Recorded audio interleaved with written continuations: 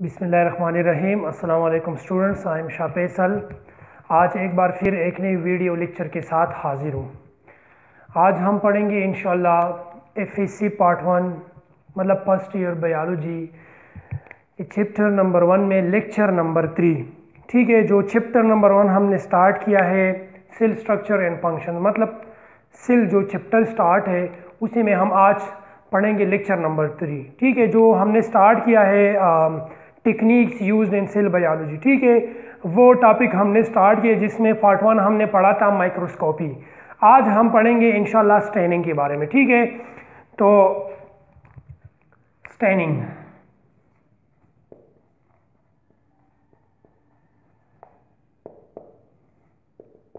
Staining के बारे में हम आज पढ़ेंगे, क्योंकि ये जो चैप्टर है ये सेल चैप्टर है, मतलब cell structure and function. It's mean कि सेल, ठीक है, सेल चैप्टर है या सेटोलॉजी का एक चैप्टर है। ठीक है, तो हम ज़्यादातर जो फोकस है स्टेनिंग का वो भी हम सेल पे करेंगे। ठीक है, मतलब सेल स्टेनिंग पे हम करेंगे। तो इसलिए मैं जो डिफिनेशन स्टेनिंग का लिखने लगा हूँ वो भी मैं सेल स्टेनिंग का लिखने लगा हूँ। ठीक है, तो ये जो स्टेनिंग है ना, इसकी जो मीनिंग है वो ये है कलराइजेशन। क्या है इसकी? कलराइजेशन।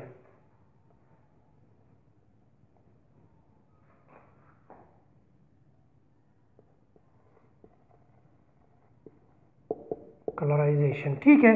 स्टेनिंग की क्या मीनिंग है? कलराइजेशन। ठीक है, मतलब हम किसी चीज़ को अगर हम माइक्रोस्कोप पे किसी सेल को स्टडी करना चाहते हैं या सेल के अंदर कोई भी चाहे ऑर्गेनेली हो या सेल का जो भी कंपोनेंट हो उसको हम स्टडी करना चाहते हैं, तो उसको हम अक्सर क्या करते उसको अच्छी विजुअलाइज करने के लिए, उसको अच्छी तरह मतलब जो हमें अच्छी तरह दिखाई दे, उसके लिए हम क्या करते हैं? स्टेनिंग को यूज़ करते, कलर्स, डिफरेंट डाइज को यूज़ करते। ठीक है, डिफरेंट केमिकल्स को यूज़ करते ताकि वो पार्ट, वो कंपोनेंट हमें अच्छी तरह जो है वो देख सके, हम अच्छी तरह उसे देख सके। ठीक है, तो उसके लिए हम स्टेनिंग को यूज़ करते हैं।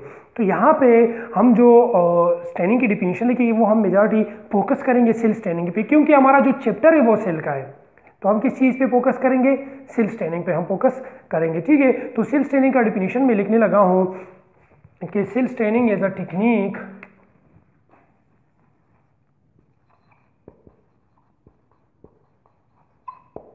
cell staining is a technique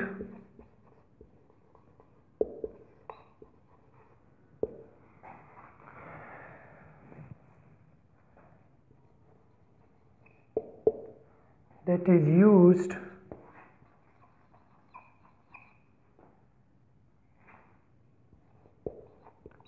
for better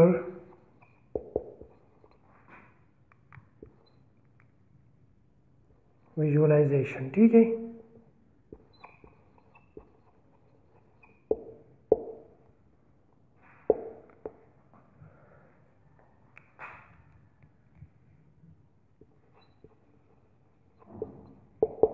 cell staining is a technique that is used for better visualization of cell and cell components। ठीक है, of cell and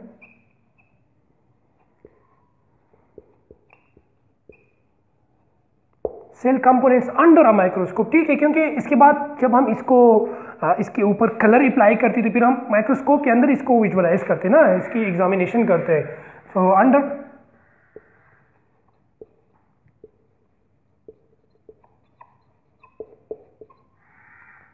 a microscope. ठीक है, ये होगी हमारे पास सेल स्टेनिंग की डिफिनीशन। सेल स्टेनिंग क्या है? सेल स्टेनिंग जो है वो एक टेक्निक है जिसको हम यूज़ करते ताकि हम जो है वो जो सेल है या सेल के अंदर जो हम कंपोनेंट स्टडी करना चाहते हैं या कोई ऑर्गेनेली स्टडी करना चाहते हैं, उसकी जो विजुअलाइजेशन है वो ठीक, वो अच्छी तरह हमें दिखा सके। ठीक है, देख सके, हम अच्छी तरह उसे देख सके, क्योंकि वो जो कंपोनेंट है उसके लिए कोई स्पेसिफिक डाई होगा, कोई स्पेसिफिक जो है वो स्टेन होगा, कोई स्पेसिफिक केमिकल्स हम यूज़ करेंगे जो उधर जाके वो कलराइज करेगा उस कंपोनेंट को, तो फिर हमें साफ साफ दिखाई देगा वो जो कंपोनेंट हम स्टडी करना चाहते हैं। ठीक है, क्योंकि हर एक के लिए अपने जो स्पेसिफिक डाइज यूज होते हैं। ठीक है, तो ये तो हो गई हमारे पास सेल स्टेनिंग की बात। सेल स्टेनिंग के बाद अगर हम सिंपल स्टेनिंग की भी डिफिनीशन करेंगे तो उससे सेल निकाल दें। ठीक है, कि staining is a technique that is used for better visualization of specimen, ठीक है, of different or biological structures under a microscope. ठीक है, ये सिंपल स्टेनिंग की डिफिनीशन हो गई, लेकिन इधर हम ज्यादातर फोकस सेल पे करेंगे क्योंकि ये चैप्टर हमारा सेल है। ठीक है, तो इसलिए मैंने सेल स्टेनिंग की डिफिनीशन लिख लिया। सिंपली अगर स्टेनिंग की डिफिनीशन करना चाहते हैं तो वो भी मैंने बता दिया कि staining is a technique that is used for better visualization of biological structures under a microscope. ठीक है, चाहे वो बैक्टीरिया फिर या कोई भी पार्ट है, उसे अगर आप स्टडी करना चाहते हैं माइक्रोस्कोप के अंदर, उसको पहले आप क्या करेंगे, उसको उसकी बेटर विजुअलाइजेशन के लिए अच्छी तरह जो आपको दिखाई दे, उसी के लिए आप क्या करेंगे, different dyes, different chemicals, different जो है वो कलराइजेशन वो हम यूज़ करते हैं। ठीक है, ताकि वो अच्छी तरह हमें दिखाई दे। हम क्यों जो है सेल पे ये या किसी भी बायोलॉजिकल स्ट्रक्चर पे हम ये डाइज यूज़ करते ताकि वो अच्छी तरह हम उसको अच्छी तरह देख सकें। क्यों हम ये करना चाहते? क्योंकि इसका जो आंसर है वो ये है कि देखो, मेजॉरिटी बायोलॉजिकल जो स्ट्रक्चर्स होते हैं वो ट्रांसपेरेंट होते हैं। तो फिर उसके अंदर अगर आप किसी चीज़ को स्टडी करना चाहते हैं या किसी भी कंपोनेंट को स्टडी करना चाहते हैं तो वो फिर आप इसके अलावा थोड़ी सी डिफ़िकल्ट टास्क होगी, थोड़ा सा डिफ़िकल्ट होगा कि आप उसे इस तरह जो है वो विजुलाइज करें, उसकी आइडेंटिफिकेशन आप अच्छी तरह नहीं कर सकते।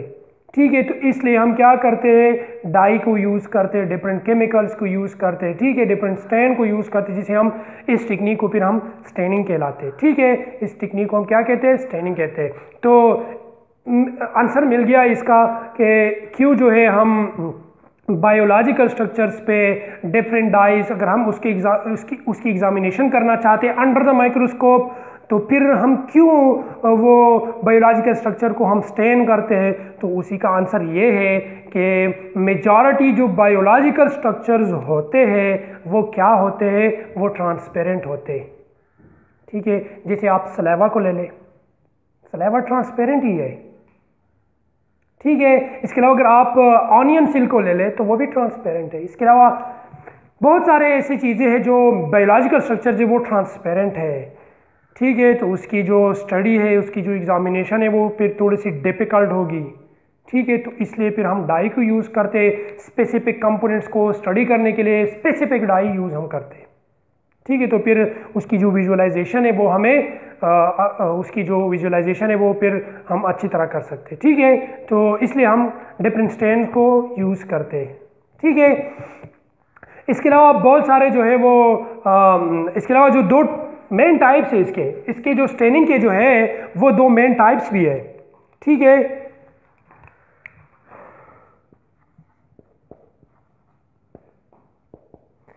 स्टेनिंग की दो बेसिक टाइप्स है। ठीक है, उसी में एक जो है वो है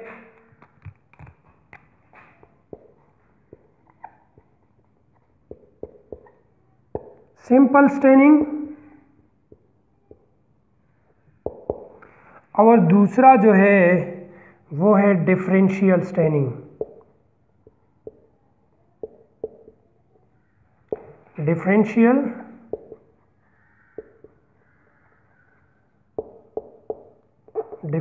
स्टेनिंग, सिंपल स्टेनिंग और डिफरेंशियल स्टेनिंग। ठीक है, तो अगर हम सिंपल स्टेनिंग की बात करेंगे तो हम कहते हैं कि simple staining is a technique, ठीक है, इन विच अ सिंगल डाई और stain is used on biological structure. Simple staining की वो टेक्निक सिंपल स्टेनिंग वो टेक्निक है जिसमें हम क्या करते हैं, जिसमें हम सिंगल डाई, सिंगल केमिकल या सिंगल स्टेन को यूज करते हैं बायोलॉजिकल स्ट्रक्चर्स पे। ठीक है, फॉर एग्जाम्पल ये हमारे पास है ह्यूमन सेल, इसके अंदर हमारे पास है न्यूक्लियस, इसके बाहर बहुत सारे जो है वो ऑर्गेनेलिज मौजूद है। ठीक है, बहुत सारे इसके बाहर ऑर्गेनेलिज मौजूद है। ठीक है, लेकिन इस पे हम सिंगल स्टेन यूज करते हैं। जो इसका जो कलर है वो सबका सेम ही होगा। देखो, सब मैंने रेड में ही बना दिया है क्योंकि इस पे हमने सिंगल स्टेन को यूज़ किया है। तो इस तरह की टेक्निक्स अगर हम यूज़ करते हैं तो फिर हम उसे क्या कहलाते हैं, सिंपल स्टेनिंग। क्या कहलाता है, क्या कहलाते हैं हम इसको, सिंपल स्टेनिंग। और ये जो सिंपल स्टेनिंग है ये मेजॉरिटी, देखो इसके बाद स्टेनिंग में कुछ और भी टर्म्स यूज़ होते हैं जिसे हम कहते हैं कि भाई पॉजिटिव स्टेनिंग, ठीक है, पॉजिटिव स्टेन, नेगेटिव स्टेन। तो पॉजिटिव स्टेन कौन सा स्टेन होता है और नेगेटिव स्टेन हम किस स्टेन को कहते हैं? तो पॉजिटिव स्टेन हम उस स्टेन को कहते हैं कि ये हमारे पास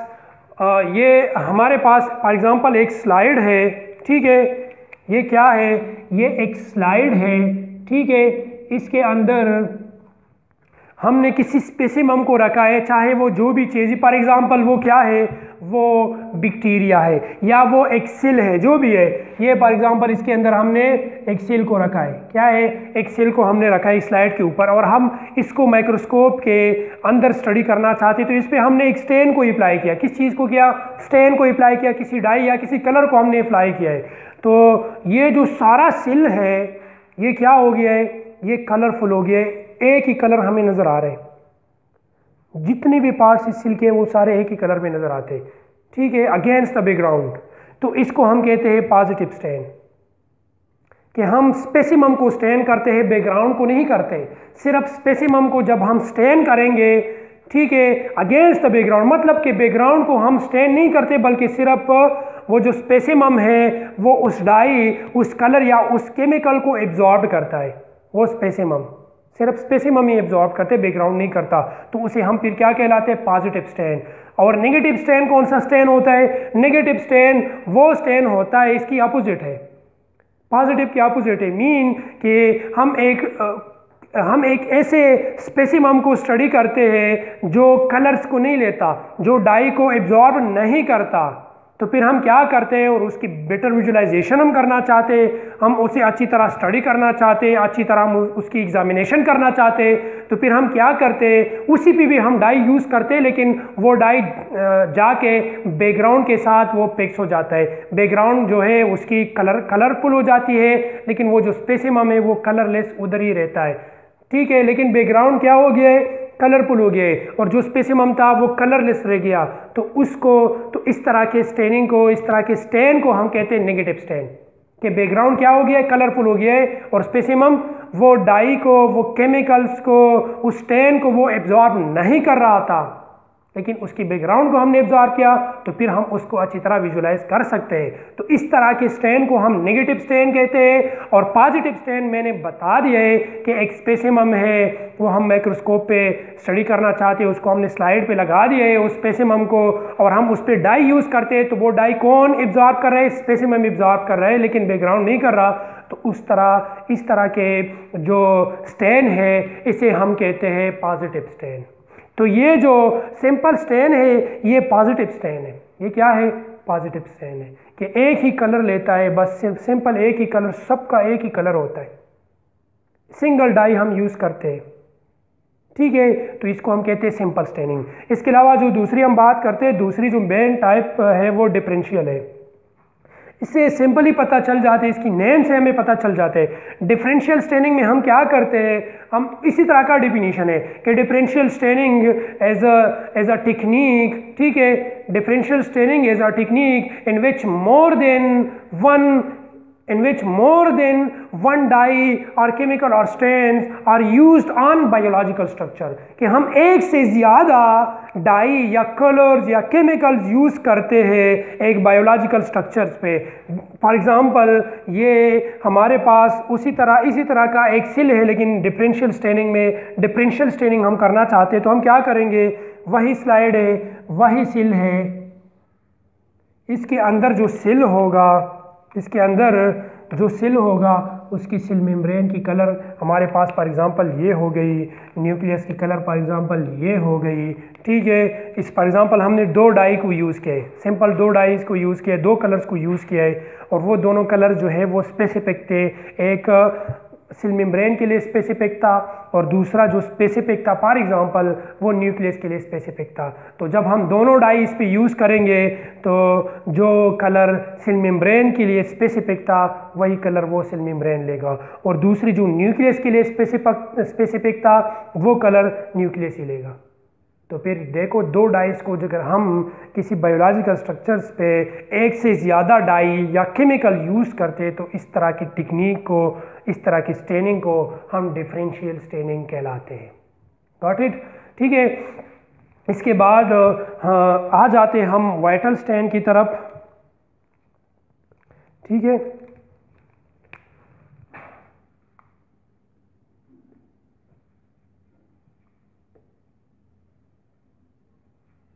वाइटल स्टेनिंग।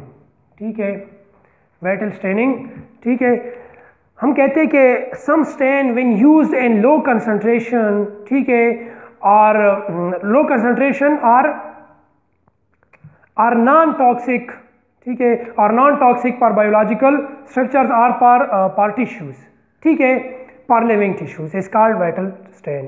ठीक है, वाइटल स्टेन हम किस स्टेन को कहते हैं? वाइटल स्टेन हम उस स्टेन को कहते हैं, ठीक है, जिसमें हम एक स्टेन को यूज़ करते हैं लो कंसंट्रेशन में, जो जब हम उस स्टेन को लो कंसंट्रेशन में यूज़ करेंगे तो वो नॉन टॉक्सिक होगा फॉर लिविंग टिश्यूज़।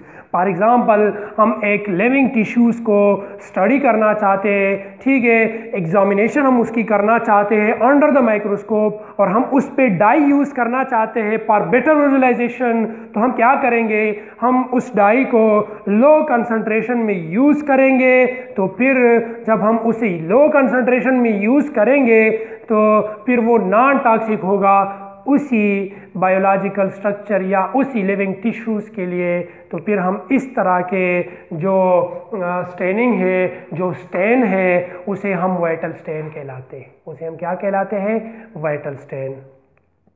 डिफिनीशन लिख लूँ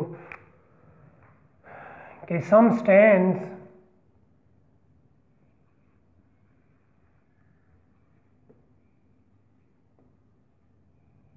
when used, ठीक है, some stain when used in low concentration,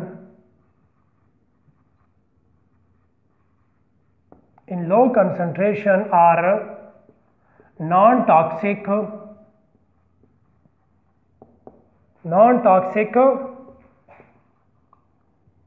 for living tissues or biological structure।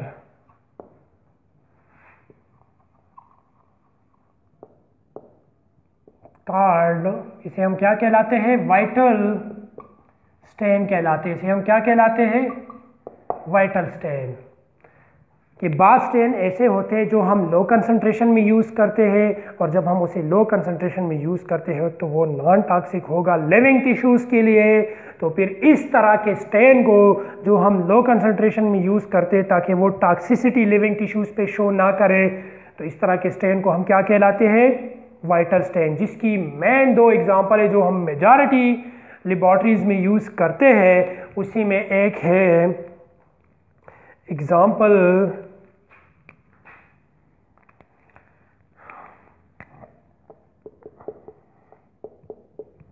ठीक है, तो उसी में एक है मिथाइलिन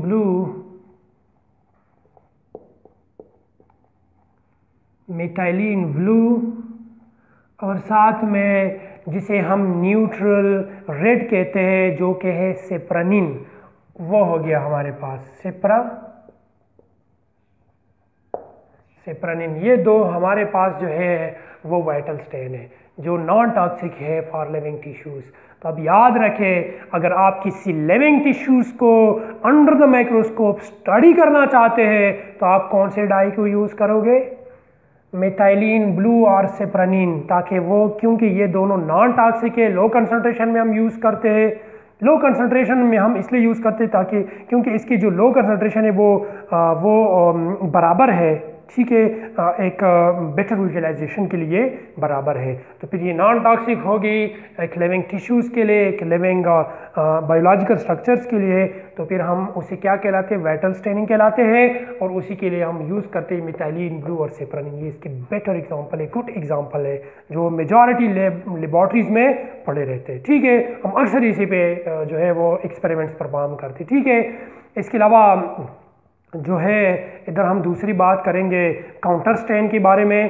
तो काउंटर स्टेन की तरफ आता हूँ।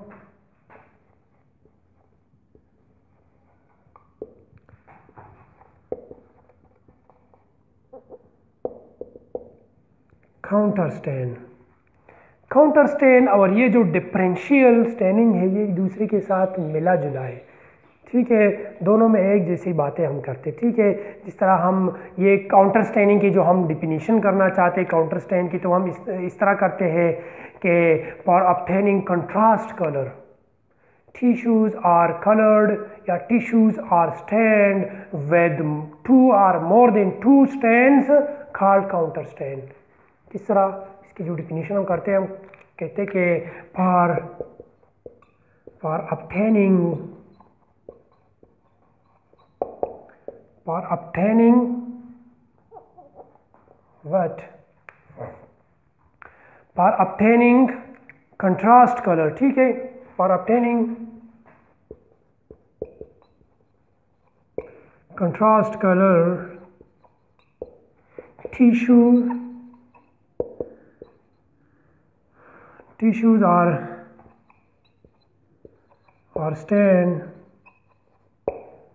are stained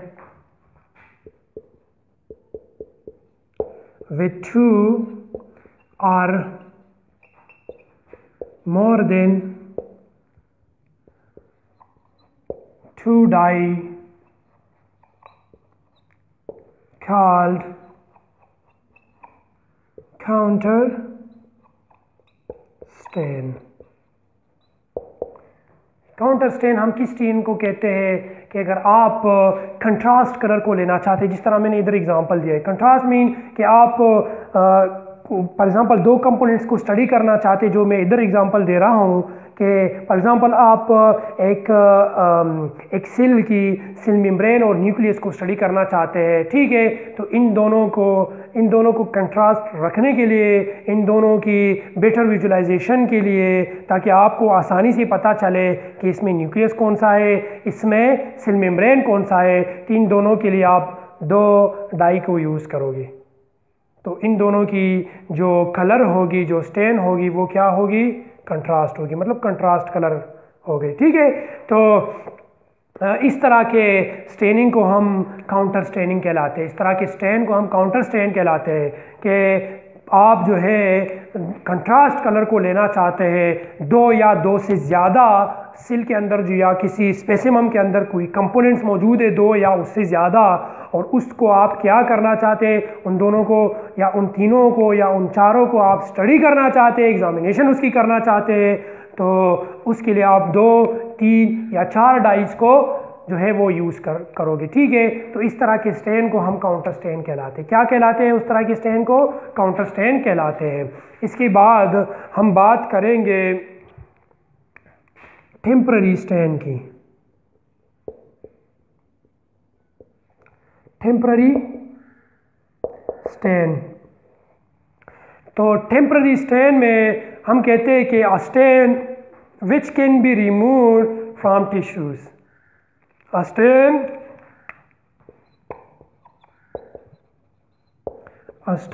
which can be removed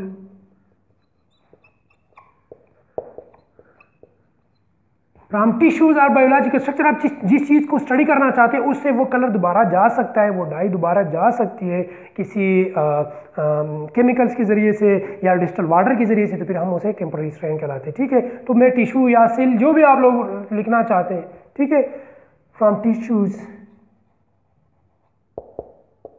उसे हम क्या कहलाते हैं? कॉल्ड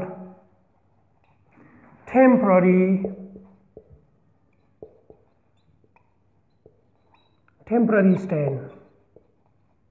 इसको हम क्या कहते हैं? टेम्पररी स्टेन, कि a stain which can be removed from tissues is called temporary stain. Temporary stain name से देखो पता चल सकता है कि वो स्टेन, फॉर एग्जांपल आप किसी टिश्यू को स्टडी कर रहे हो अंडर द माइक्रोस्कोप और आपने उस पर कोई स्टेन अप्लाई किया और वो स्टेन ऐसा स्टेन है कि वो इससे जा सकता है, ठीक है, with the help of some chemical such as acetone, benzene etcetera, और डिस्टल वाटर भी इसमें आ जाते हैं। कुछ केमिकल्स ऐसे होते हैं, कुछ डाई ऐसे होते हैं जो डिस्टल वाटर से भी चले जाते हैं, कुछ ऐसे होते हैं जो बेंजीन और एसीटोन से भी जाते हैं। तो इस तरह के स्टेनिंग को, इस तरह के स्टेन को हम जो है टेम्पररी स्टेन कहलाते हैं, कि वो स्टेन, ठीक है, जो टिश्यू ने लिया था, जो टिश्यू ने एब्जॉर्ब किया था उससे वापस जा सकता है, वो टेम्पररी है, वो रिमूव हो सकता है, ठीक है, तो उसे हम क्या कहलाते हैं? टेम्पररी स्टेन कहलाते हैं। टेम्पररी स्टेन और परमानेंट स्टेन की कुछ एग्जांपल्स आप लोग की बुक में दिए हैं, वो मैं अभी थोड़ी देर बाद में करने लगा हूँ, ठीक है, जो बुक में जो एग्जांपल दिए वही करेंगे, ठीक है, इंशाल्लाह। तो इसके बाद आ जाता हूँ परमानेंट स्टेन की तरफ।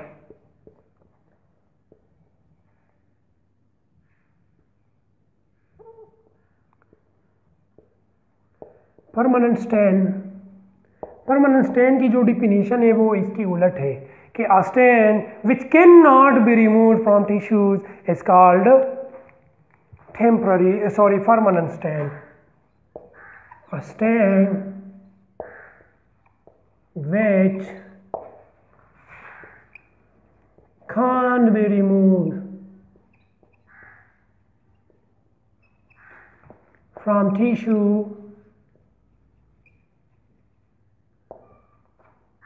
called permanent stain. इसको हम क्या कहलाते हैं?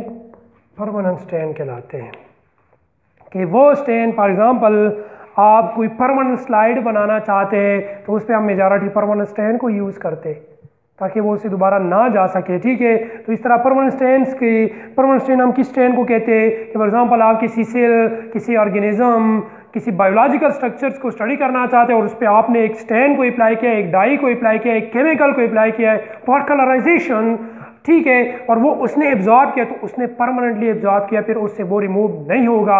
इस तरह के स्टेन को हम कहते हैं परमानेंट स्टेन। क्या कहते हैं इसकी? इस तरह के स्टेन को हम परमानेंट स्टेन ही कहलाते हैं।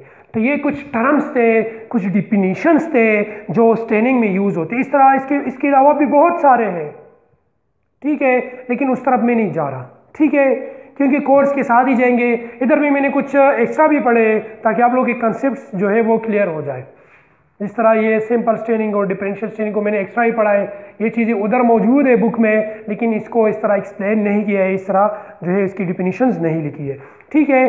तो ये कुछ टर्म्स थे जो स्टेनिंग में यूज़ हो रहे थे, ठीक है। इसके बाद मैं आ जाता हूँ इन दोनों के एग्जांपल्स की तरफ जो बुक में दिया है। इसके अलावा भी बहुत सारे स्टेन्स है, परमानेंट और टेम्पररी, लेकिन वो उस तरफ हम नहीं जाएंगे क्योंकि मेजॉरिटी स्टूडेंट्स फिर ऐसे होते हैं कि वो कहते हैं कि ये आउट ऑफ कोर्स है, मैं नहीं पढ़ रहा, तो कोर्स के साथ ही जाएंगे, ठीक है। तो कोर्स में जो परमानेंट और टेम्पररी स्टेन्स के जो एग्जांपल्स दिए हैं उधर उसी को हम पढ़ेंगे, ठीक है। तो सबसे पहले मैं आ जाता हूँ परमानेंट स्टेन की तरफ। परमानेंट स्टेन,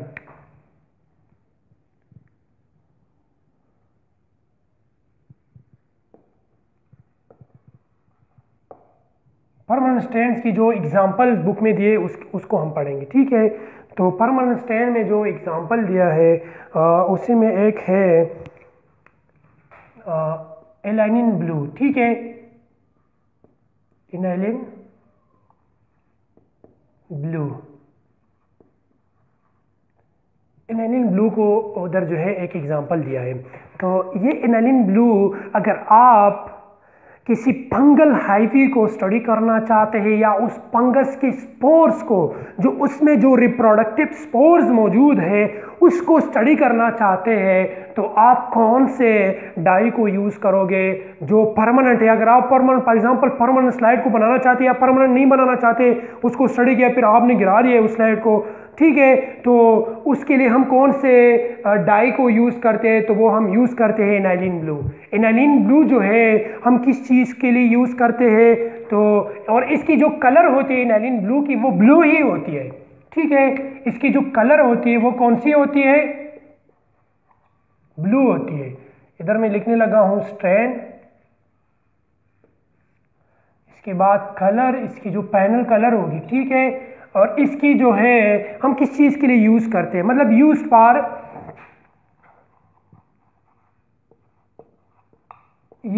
ठीक है। तो इसके नीचे मैं बहुत सारे एग्जांपल दूंगा। तो हम फंगल हैप्पी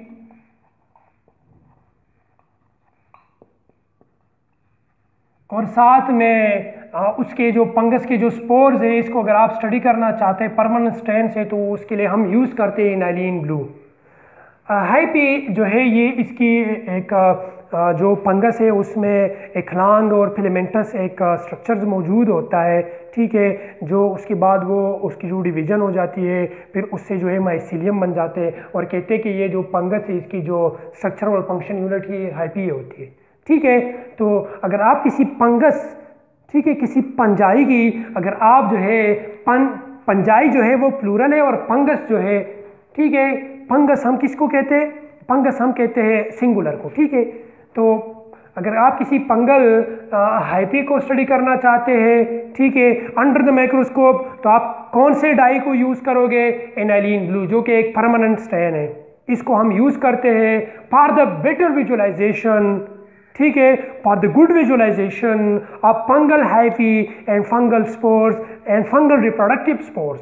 अगर आप पंजाई की हैप्पी को स्टडी करना चाहते हैं, उसकी एग्जामिनेशन अंडर द माइक्रोस्कोप करना चाहते हैं, तो उसके लिए भी हम एनाइलिन को यूज़ करते हैं, एनाइलिन ब्लू को यूज़ करते हैं। और अगर आप रिप्रोडक्टिव स्पोर्स को स्टडी करना चाहते हैं पंजाई की, तो उसके लिए भी हम एनाइलिन ब्लू को यूज़ करते हैं। वो ब्लू कलर ही शो करेगा अंडर द माइक्रोस्कोप, ठीक है। इसके बाद जो दूसरा हमारे पास एग्जाम्पल है वो है बोरेक्स कार्मेन, ठीक है, बोरेक्स कार्मेन। इसकी जो है इसकी जो कलर है वो पिंक है। ये कौन से कलराइजेशन को शो करता है, कौन से कलर को शो करता है, वो पिंक। और इसकी जो काम है, किस चीज़ के लिए हम इसको यूज़ करते हैं, तो वो है न्यूक्लियस, या अगर आप किसी सेल के अंदर न्यूक्लियस को स्टडी करना चाहते हैं तो उसके लिए हम बोरेक्स कार्मेन को यूज़ करते हैं, जो कि पिंक कलर शो करेगा, ठीक है। फॉर एग्जांपल ये हमारे पास एक सेल है, इसको हम स्टडी करना चाहिए, इस पे हम इसके अंदर हम न्यूक्लियस को स्टडी करना है, तो इस पे हमने एक परमानेंट स्टेन को यूज़ किया, एक परमानेंट डाई को यूज़ किया, ठीक है, जो न्यूक्लियस के साथ जाके लगा। और वो कौन सा डाई था, वो बोरेक्स कार्मेन था, जो जाके न्यूक्लियस के साथ इस न्यूक्लियस ने इसको एब्जॉर्ब किया। जैसे ही न्यूक्लियस ये एब्जॉर्ब करेगा तो फिर उस सेल के अंदर न्यूक्लियस जो है वो पिंक कलर में शो होगा। समझ आ गई, ठीक है। तो ये हो गया। इसके साथ फिर आ जाता हूँ एओसिन की तरफ। इसके बाद एओसिन, ठीक है, एओसिन जो है, एओसिन ये इसकी जो कलर है वो होता है पिंक या रेड कलर में होता है। ये पिंक या रेड कलर में ये होता है। और ये किस चीज़ के लिए हम यूज़ करते हैं, एओसिन जो है ये हम किस चीज़ के लिए यूज़ करते हैं, तो it is used for better visualization of cytoplasm and also cellulose which is present in the cell and majority in plant cell। अगर आप किसी सेल के अंदर साइटोप्लाज्म को स्टडी करना चाहते हैं या जो है आप सेलुलोज को स्टडी करना चाहते हैं, तो उसके लिए हम एओसिन को यूज़ करते हैं, जो कि पिंक या रेड कलर जो है उधर जाके शो करेगा, ठीक है। ये दोनों जब इसको एब्जॉर्ब करेगा एओसिन को, तो वो किस तरह नज़र आएगा, या तो पिंक या रेड कलर में नज़र आएगा, ठीक है। इसके बाद जो एक और एग्जांपल है वो है प्यूलगेन स्टेन। ये इसकी जो कलराइजेशन होती है वो होती है रेड या पर्पल। कैसे होती है, रेड या पर्पल कलर में ये होती है, ठीक है। और ये किस चीज़ के लिए हम यूज़ करते हैं, for the better visualization of DNA. जो डिवीज़न सेल डिवीज़न के दौरान जो डीएनए है अगर उसको हम स्टडी करना चाहते हैं, उसकी हम विजुअलाइजेशन, उसकी हम एग्जामिनेशन अंडर द माइक्रोस्कोप करना चाहते हैं, तो उसके लिए हम एक डाई को यूज़ करते हैं जो कि पेवल्गियन स्टेन है, और वो जो है वो रेड या पर्पल कलर में शो होगा वो डीएनए जो है। ठीक है, इसके बाद जो और है वो है एक और इसमें है वो है लेशमैन स्टेन। इसकी जो कलर होती है रेड, या तो रेड कलर में होगी या पिंक कलर में होगी या तो ब्लू कलर में होगी। ठीक है, और ये जो है ये हम किस चीज़ के लिए यूज़ करते हैं, तो इसे हम यूज़ करते हैं for the better visualization of blood cell.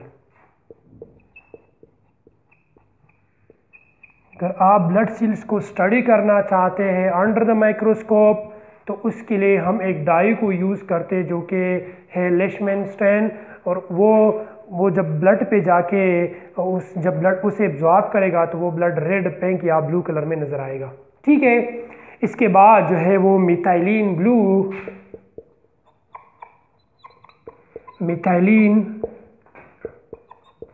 Blue, तो इसकी जो कलर होगी वो भी ब्लू होगी। ठीक है, और ये किस चीज़ के लिए हम यूज़ करते हैं, न्यूक्लियस को विजुअलाइजेशन, न्यूक्लियस को अच्छी तरह देखने के लिए हम इसे यूज़ करते हैं।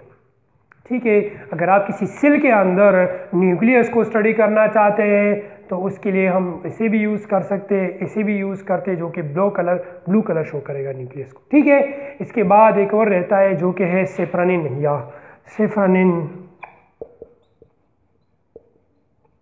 सेफ्रानिन जो है वो कौन से कलर में शो होगा, तो सेफ्रानिन रेड या पर्पल कलर में शो होगा। ठीक है, रेड और पर्पल, और ये किस चीज़ को स्टडी करने के लिए हम किस चीज़ को अंडर द माइक्रोस्कोप एग्जामिनेशन के लिए हम जो यूज़ करते हैं वो है लिग्निन। ठीक है, एक लिग्निन है, एक इसके बाद जो है प्लांट टिश्यूज, न्यूक्लियस एक्सेट्रा।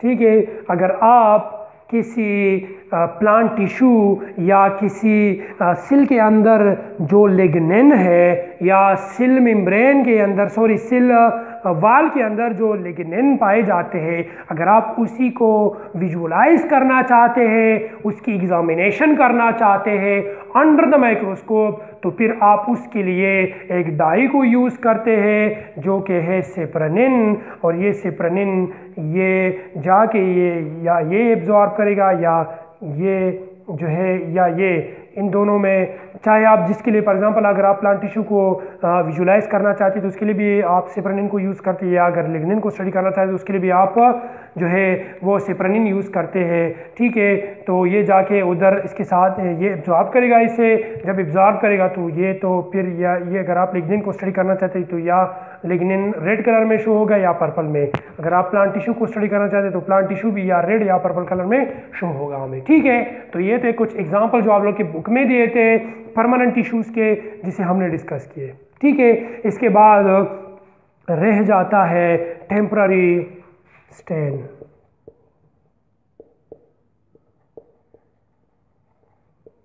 ठीक है, तो इसके बाद आ जाते हैं टेम्पररी स्टेन के तरफ। ठीक है, टेम्पररी स्टेन मैंने पहले एक्सप्लेन इधर किया था कि टेम्पररी स्टेन वो स्टेन होता है जिसे आप रिमूव कर सकते हो। ठीक है, विजुअलाइजेशन एग्जामिनेशन के बाद फिर आप उसे रिमूव कर सकते हैं। तो इसी में एक जो है हमारे पास वो है एनाइलिन। इसमें एक क्या है, एनाइलिन सल्फेट। ठीक है, ये एनाइलिन सल्फेट की जो कलर होती है वो होती है येलो कलर। ठीक है, इसकी जो कलराइजेशन होती है वो येलो होती है। इसके बाद ये हम किस चीज़ के लिए यूज़ करते हैं, तो लिग्निन।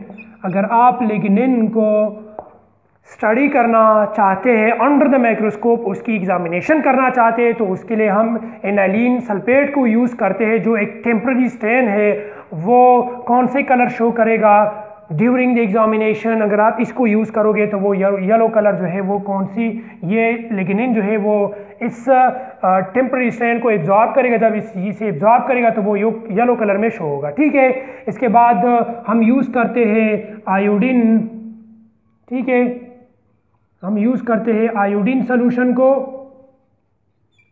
आयोडीन सोल्यूशन को हम यूज़ करते हैं जो कि ब्लू और ब्लैक कलर में शो होता है। ठीक है, blue and black, blue black colour में शो होता है।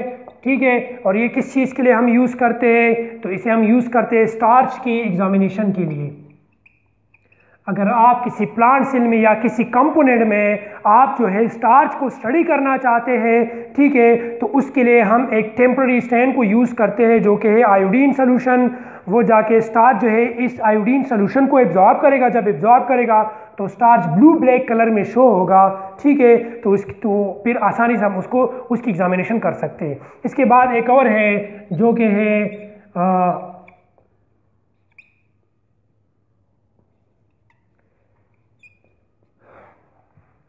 श्वार्ट सोल्यूशन। ठीक है, इसकी जो श्वार्ट सोल्यूशन जो है ये येलो या ब्लू कलर में होगा।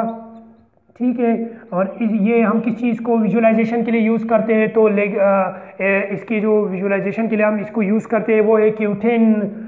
क्यूटिन को अगर आप एग्जामिन करना चाहते हैं, इसके अलावा प्रोटीन को अगर आप एग्जामिन करना चाहते हैं। ठीक है, इसके अलावा अगर आप जो है वो सेलुलोज, स्टार्च और लिग्निन, इन चीज़ों को अगर आप उसकी अच्छी जो है वो एग्जामिनेशन करना चाहते हैं अंडर द माइक्रोस्कोप, तो उसके लिए फिर हम एक टेम्पररी स्ट्रैंड को यूज़ करते हैं जो कि है श्वार्ट्ज सोल्यूशन। ठीक है, जो जाके इन चीज़ों के साथ ये चीज़ें इसको एब्जॉर्ब करेगा, तो फिर वो जो है या येलो या ब्लैक ब्लू कलर में शो होगा। तो ये थे कुछ एग्जाम्पल जो बुक में दिए थे। मैंने भी इसको इधर ही इस तरह डिस्कस किया जिस तरह पहले बुक में दिया था, लेकिन इन चीज़ों को मैंने थोड़े से एक्सप्लेन में डिस्कस किया। ठीक है, और भी बहुत सारे परमानेंट स्ट्रैंड और टेम्पररी स्ट्रैंड है, लेकिन मैं उसको डिस्कस नहीं कर रहा क्योंकि मेजॉरिटी स्टूडेंट्स फिर कहते हैं कि सर आप जो है वो बहुत हाई लेवल पे जाते हो, तो इसलिए मैं इन चीज़ों को डिस्कस नहीं कर रहा। ठीक है, thank you so much for watching. Please मेरे चैनल को सब्सक्राइब करें और इस तरह की वीडियोस को अपने दोस्तों के साथ शेयर भी करें। Thank you so much for watching.